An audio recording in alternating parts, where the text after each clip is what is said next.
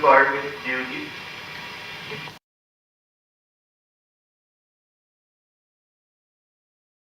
And welcome back once again, everybody. It is week 14 of 2016. This week is a 80% for the first 3 days, followed by 90% on the second 3 days. So we have the highest intensity, but the lowest total volume for this week. Kind of like these weeks, although going back to 70% following these weeks is a little rough. I mentioned last week I had a little bit of a tweak in my lower back. So you may also recall that I mentioned a week or two ago that I didn't think I needed to wear my belt for the OHP, but you're going to see this week that it is on, and that is mostly precautionary. I don't think I need it in terms of doing the exercise, but I wanted to protect that lower back thing, and it seems to have prevented anything from getting worse.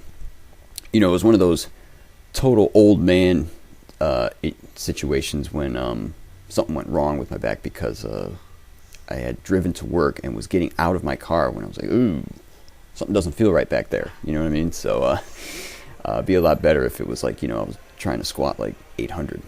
So for those of you who remember the taper and test week and the fact that there was a physique update at the end, you may have been wondering, what are those glasses that he's wearing? Well, let me tell you the story. For the longtime viewer, you may recall the infamous sleep hacking video where I was talking about trying to cut down on total sleep at night and make up for it with naps during the day. So this isn't actually directly related to that, but it's similar in that it's a sleep improvement attempt. Those glasses, what they do is they basically make you colorblind. They block out blue and slightly green wavelengths of light. And the reason that's important is that those wavelengths of light are what tell your body that it's still like daylight. And when your body senses that it's daylight, you know, through this light coming through your eyes, it suppresses the production of melatonin, which is basically the darkness hormone, and that is what will help you start to head towards sleepiness. So I put these glasses on around 6 p.m. because I normally go to bed around 9 p.m., so about 3 hours before bedtime. And so, you know, obviously I'm either still at work or still wide awake, you know, messing with the computer or watching TV or whatever. And what this does is, you know, it prevents that light from, you know, keeping me from falling asleep because, you know, there's no melatonin production.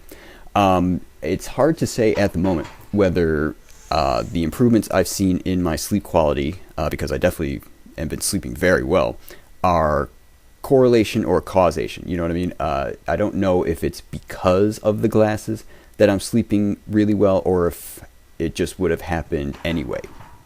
You know, because when I started, it was still, you know, basically wintertime where it gets dark early, and I had never had a problem sleeping in the winter. The real test is going to be during the summer, you know, when the sun, you know, doesn't go down until, you know, like 8:30 or 9 o'clock at night. I have had trouble in the past getting to sleep in the summer. So that's really going to be the main litmus test. So 6 nights a week, I generally set my alarm for 6:30 in the morning and try to get into bed by 9 or 9:15 to give myself 9 hours of sleep, because that is 6 of the 90-minute sleep cycles. And 1 day a week, typically Fridays, I'll set my alarm for 4:30 and get to bed by 8:45 or 9 to give myself 7.5 hours. So that's 1 day of one less sleep cycle. And that's really the only thing I've been doing sleep hacking wise at the moment. So I actually have a couple of cool little tricks that might help with anybody else who's having some trouble sleeping. The first is, and it happens to go with where we are in the workout week, is 90% days, they completely wipe me out. And, you know, I sleep like the dead on 90% days. Oh, real quick. Remember in the beginning of the year where I could like barely grind out 205? Now I just do it because it's Tuesday.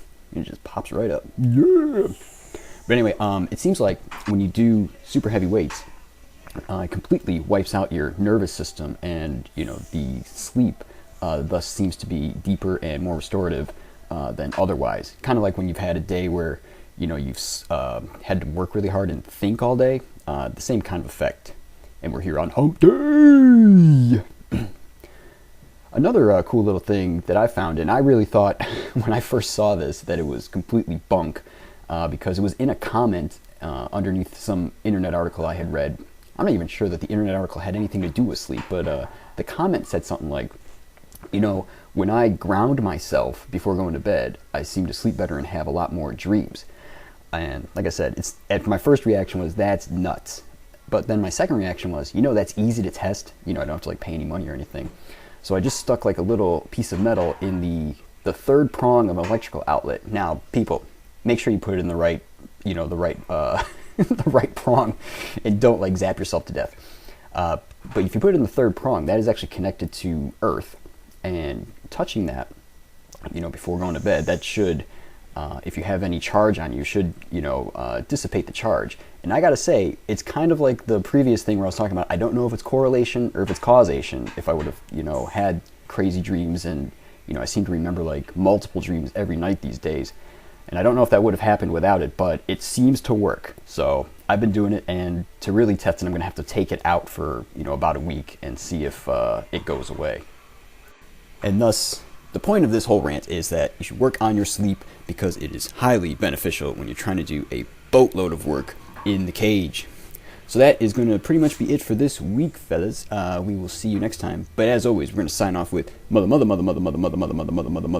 dodeca mother. Catch you next time.